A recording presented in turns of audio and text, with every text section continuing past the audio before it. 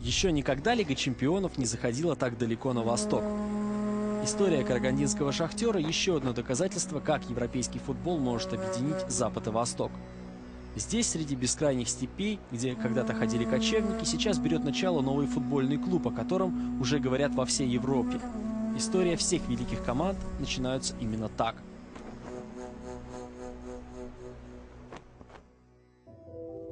Казахстан получил независимость в 1991 году. Тогда «Шахтер» из города Караганда занимал скромное место в третьем по значимости национальном дивизионе. Спустя 22 года команда имеет все шансы попасть в групповой раунд Лиги чемпионов. Среди ее нынешних игроков есть те, кто своими глазами видел весь этот путь.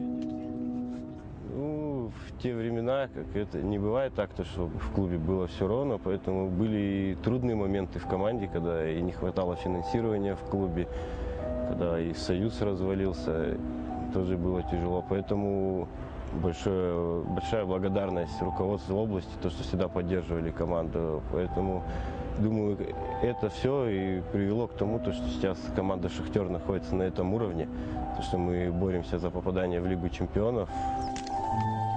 Город Караганда находится на 2000 километров восточнее Москвы. Его футбольная команда названа в честь рабочих, которые добывают уголь. Сейчас «Шахтеры» из Караганды могут добыть первую для Казахстана путевку в групповой раунд Лиги чемпионов УЕФА. Главный тренер команды Виктор Кумыков уже проделал огромную работу, ведь в третьем по величине городе в стране чемпионскую команду собрать не так-то просто. Теперь титул национального первенства рассматривается как промежуточный этап, главная большая Европа. Вот здесь как будто иди даже, как будто на прием открывайся. Казахстан не очень известная в футбольном мире страна, поэтому мы сталкиваемся в этом отношении с определенными трудностями. С успехами придут в команды и более сильные легионеры, и легче будет с ними договариваться. Конечно, в Лиге чемпионов нельзя полагаться только на доморощенных футболистов.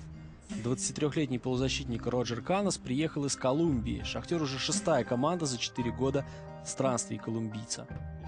Я всегда любил путешествовать, и футбол помогает мне в этом. Я никогда не скучал по дому, напротив, мне интересно объехать весь мир, изучать людей, изучать страны и футбольные философии этих стран. Я счастлив, что теперь у меня есть возможность почувствовать дух Лиги чемпионов, и это высший момент моей футбольной карьеры. К сожалению, показать своим болельщикам известных грандов у карагандинских «Шахтеров» не получится. Свои домашние матчи команда будет проводить в 220 километрах от Караганды в городе Астана, столице Казахстана. По иронии судьбы, жребий свел «Шахтер» чуть ли не самым удаленным из всех возможных соперников – шотландским «Селтиком», который преодолел почти 5000 километров для того, чтобы помериться силами с чемпионом Казахстана. И кельты столкнулись с такой поддержкой болельщиков, с которой приходится знакомиться всем гостям их родного Селтик-парка. Уже на 12-й минуте капитан «Шахтера» Андрей Финонченко открыл счет. Это только добавило эмоций болельщикам, которые, более не переставая, поддерживали своих любимцев.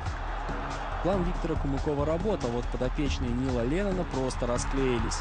Реальный шанс сравнять счет упустил Крис Команс, и сразу после этого промаха «Шахтер» забил вновь. Удачливее защитников сыграл форвард хозяев Сергей Хижниченко. 2-0. Уверенная победа «Шахтера». «Селтику» придется отыгрываться в матче с очень мотивированным соперником. Всю свою жизнь провел в Караганде, и родился здесь, и начал заниматься футболом здесь. И всю жизнь свою посвятил футбольному клубу «Шахтер».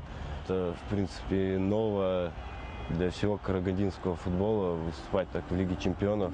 Поэтому сейчас, когда ты выходишь, слушаешь гимн, и ты защищаешь честь Караганды, честь всего Казахстана. Казахстан – самая восточная страна, представленная в Лиге чемпионов УЕФА. Теперь «Шахтер» имеет все шансы впервые представить свой чемпионат в самом престижном Кубке Старого Света.